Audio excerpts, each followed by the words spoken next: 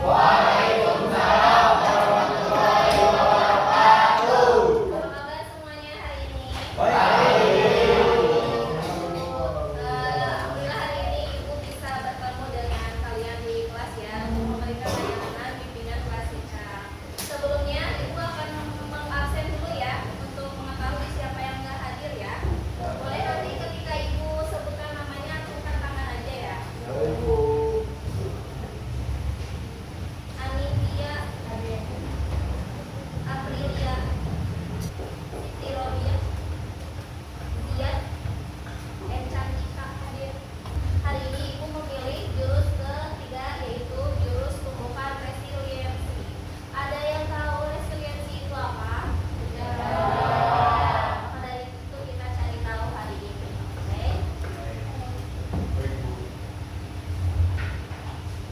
Sebelumnya siapa yang mau maju ke depan untuk membacakan kalimat yang ada di depan dengan penuh rasa semangat? Siapa yang mau maju?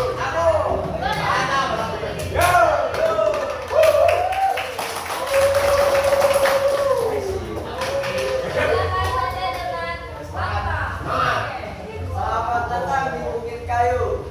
Sebagai pendengar, kali ini kamu akan belajar terus tentang resiliensi. Siapkan diri dan konsentrasi. Human mindset akan menghalangi. Lawan dan kalahkan siluman itu sebagai tanda kamu sudah bisa menguasainya. Yes. Oke, terima kasih Rosin. Nah, hari ini kita akan melaksanakan sebuah aktivitas. Di depan bisa dilihat ya, ini adalah apa? Kartu remi. Ya. Silakan membagi ke dalam 3 kelompok saja ya. Mau gimana cara pembagiannya? Per baris ya. Sudah di tempat kelompok yang sebelumnya. Nah, sekarang dengarkan instruksi saya ya. Di sini saya punya 3 kartu remi, 3 bungkus. Kalau ada yang mana surprise ya? Oke, ada 3 ya, sejumlah kelompok. Nanti satu kelompok akan kebagian satu kartu remi ini ya. Enggak. Jadi kita satu pak kartu remi ini. Nah, nanti di sini ada bahan untuk merekatkan kartu ini untuk menjadi kebenaran. Tapi ibu gak akan kasih semuanya, hanya dikasih yang dikasih ibu. Ya, bentar ibu ini dulu.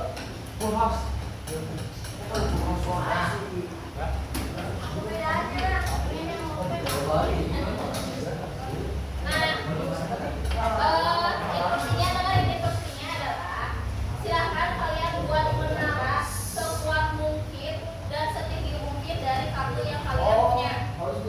Ya, nah di sini bahan perekatnya akan ibu berikan yang dikasihnya ibu, secukupnya dipakainya, nggak boleh kita lagi, oke? Ya, Bu. Infonya mati. Ya boleh mati. Nanti kan ini. Kayak gini.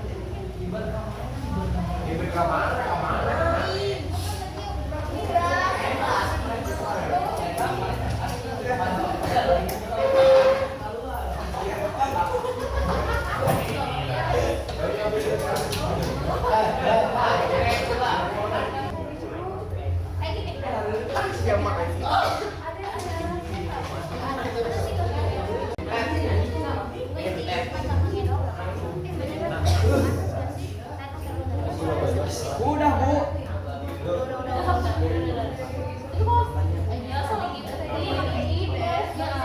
Nih, guys.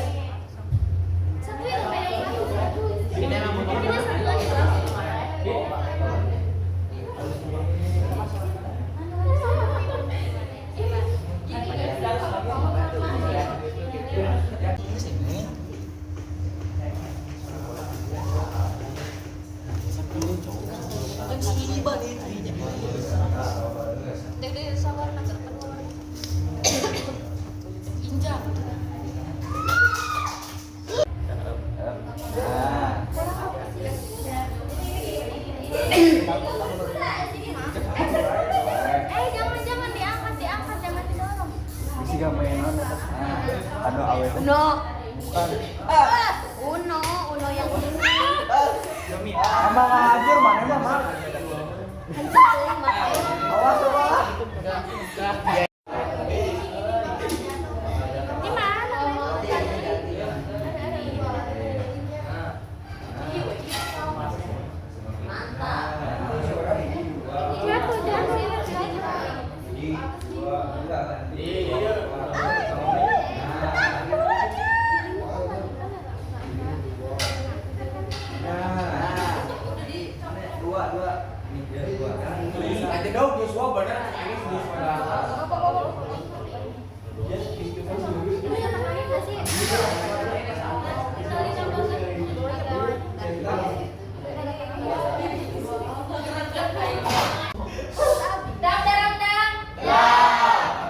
Oke, sekarang ini kelompok 1 ya.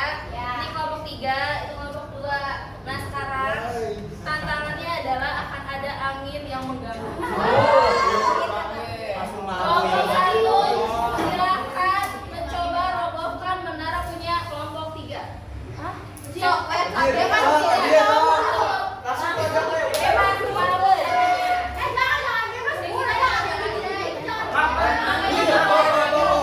1 silakan ke kelompok 3, kelompok 2 3 mana sih? Ini ibu. Ke kelompok 3, kelompok 2 berarti ke kelompok 1, kelompok 3 kelompok. Oh ya. Jos. Niupnya dari pintu. Cepat. Segitu doang. Atasnya dong, Bu yang roboh. Coba niup lagi. Nah, ini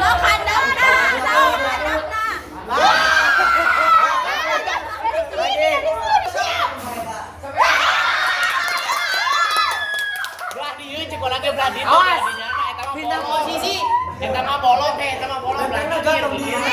Pinggir pinggir. Pinggir siang? Heeh. Heeh, eta mah bolong. Si bangnek.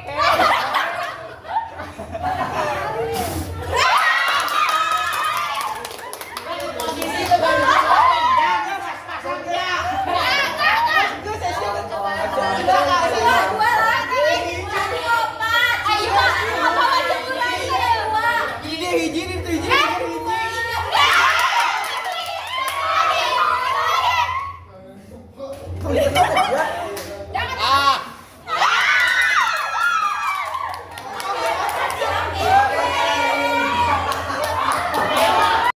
Dua tiga kali.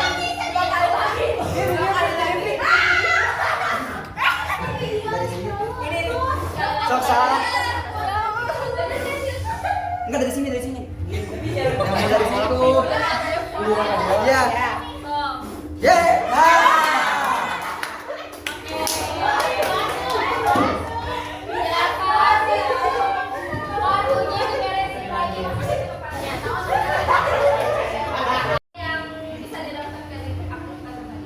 Yang pertama, gamenya jangan ada kata-katain. Yang kedua, emang nggak heboh aja mah. Yang kedua kita pakai prinsip di leader. Yang ketiga kita pakai markas di sisi yang krusial. Terus lanjut lagi. Ada lagi yang mau menambahkan dengan Yang keempat harusnya kita koalisi. Yang kelima ada bisa dapat tapi saya nggak bisa karena nggak bisa diajak kerjasama jadi ya gitu. ya. Terus apa lagi? Udah. Udah aja ya udah. Esensi dari aktivitas tadi apa? Esensi pembahasan kerjasama dipakai. Intinya ada intinya. Apa tadi dari judul yang pertama? Kerjasama. melatih dasar kita untuk kita teknik sipil begitu. Bisa. Dan untuk ya dari kelompok 2 Wassalamin mubin. ya.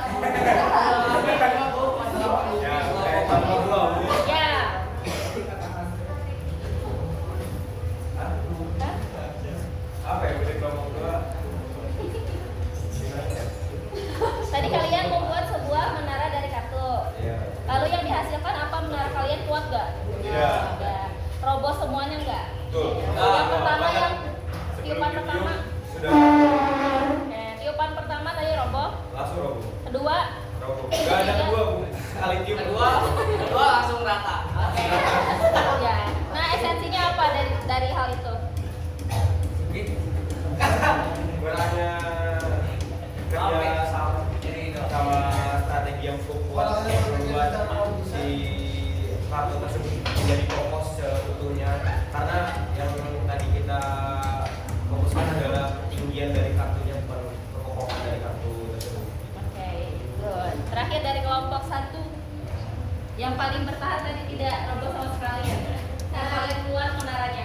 Kita mengutamakan kerja sama tim, terus memikirkan strategi. Jadi biar cepat, kita semua masing-masing orang itu bikin segitiga. Jadi nanti tinggal nyusun. Kita tuh mengutamakan fondasi yang kuat. Jadi kalau memikirkan ketinggian, tapi gimana caranya harus kuat. Oke. Terima kasih. Yang kedua, apa pelajaran paling berharga tentang daya lenting atau resiliensi yang kalian dapatkan saat berusaha bangkit dan membangun kembali dari puing-puing? Tadi ada usaha untuk membangun kembali nggak? Ada. Sebelum ke situ nanti lah ya nyambungnya.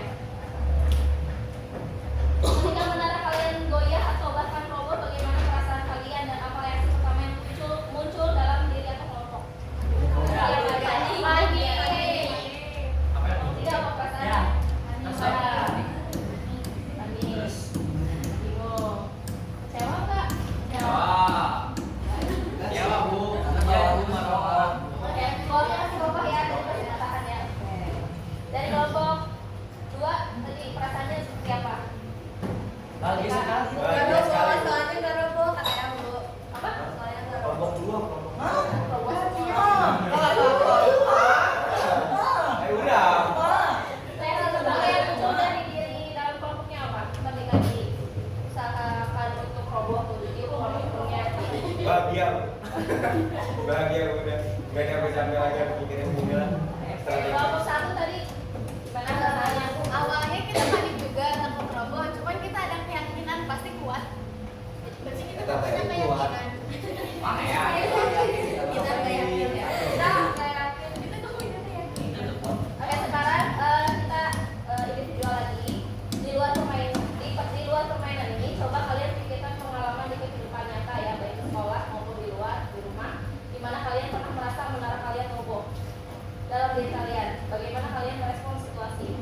Ada yang mau sharing nggak? Mau sharing dari pengalaman yang pernah ada kalian ketika merasa menara kalian itu roboh? Menara ya, kondisi diri sendiri. Ada yang mau sharing nggak?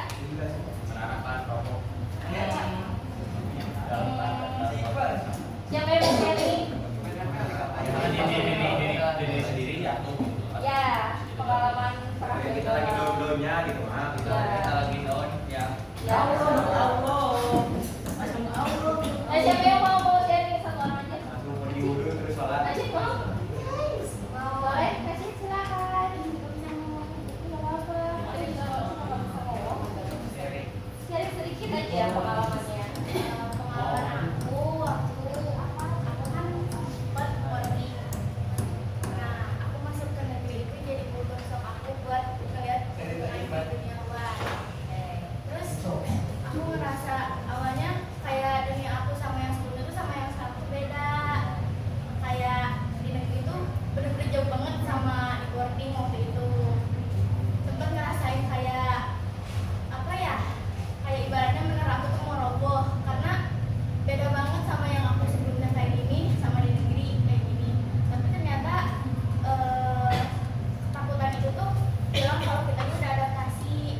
Berarti itu balik lagi ke diri kita sendiri, kayak misalnya kalau emang kitanya masih bisa ngejaga menara itu buat nggak roboh dengan cara lain, dengan cara yang aktif atau positif, itu menaranya nggak bakal roboh. Tapi hampir kayak panik karena menaranya tuh kayak mau roboh karena kultur shock. Oke, terima kasih. Sudah tepuk tangan dong. Ini dengan yang dialami tadi ada perasaan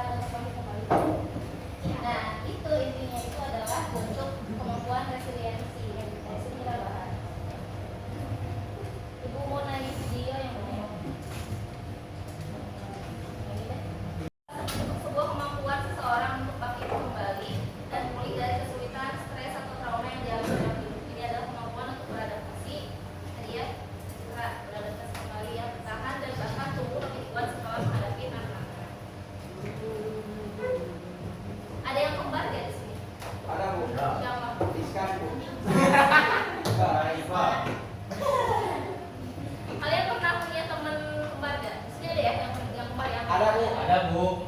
Kita di sini coba menerapkan pola pikir bertumbuh. Cerita si kembar. Dengerin ceritanya. Jadi ada cerita kedua anak ini kembar. Mereka lahir kembar tapi dari keluarga yang tidak mampu ekonominya.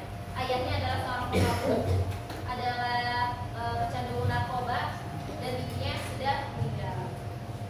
Di lain kesempatan, si anak ini bertumbuh. Semakin bertumbuh, semakin dewasa, si A dia tumbuh menjadi seseorang yang amat sangat mengadaptasi perilaku ayahnya. Lalu si B, saudara kembarnya, dia menjadi seseorang yang sukses. Dia bisa kuliah, dia bisa bekerja, sampai pada akhirnya dia punya pola pikir, dia tidak ingin seperti orang tuanya. Ya. Dari kedua hal tersebut,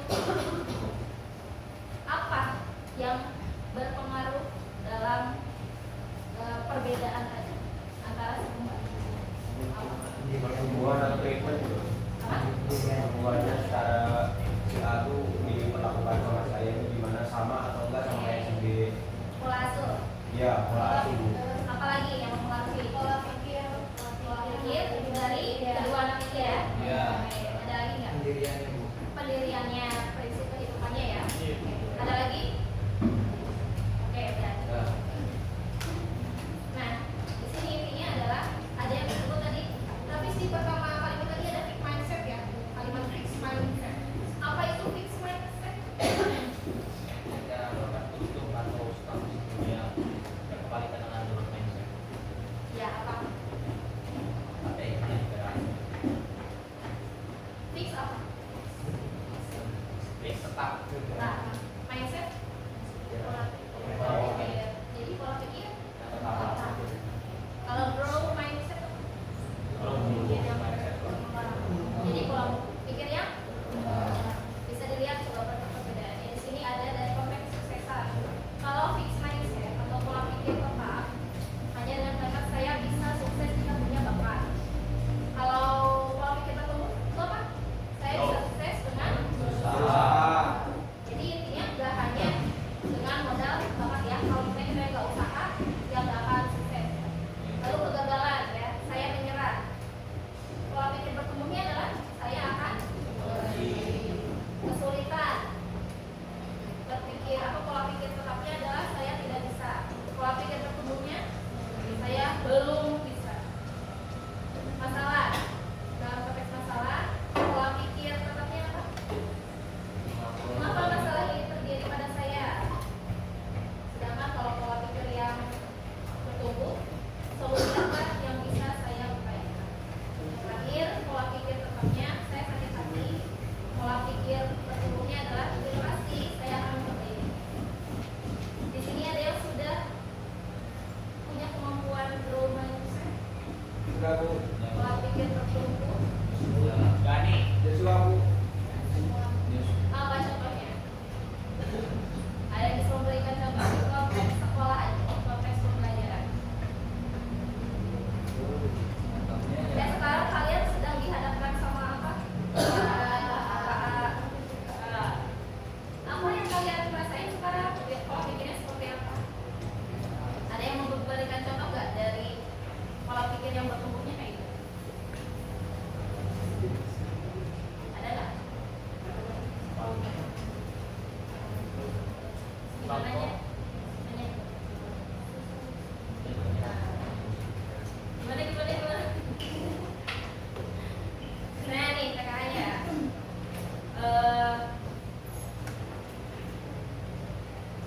Misalnya milih mata pelajaran pilihan yang kemarinnya belum. Ada nggak yang kayak pikir, oke aku mau ngambil kesehatan, kayaknya aku nggak bisa deh. Kalau pola pikir berkembangnya apa? Pola pikir berkembang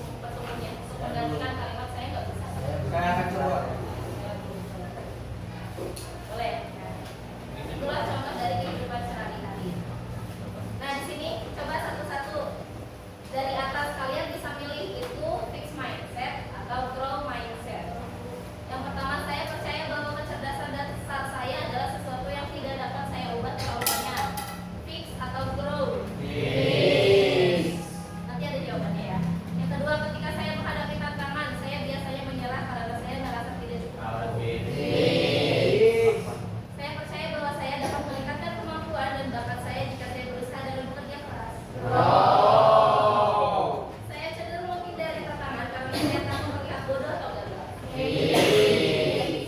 Saya melihat kegagalan sebagai kesempatan untuk belajar dan tumbuh, bukan sebagai bukti ketidakmampuan saya. Usaha dan kerja keras adalah kunci untuk mencapai kesuksesan dan mengembangkan kemampuan saya. Bakat alami adalah faktor terpenting dalam mencapai kesuksesan. Usaha saja tidak cukup karena tidak mengembang. Benar nggak?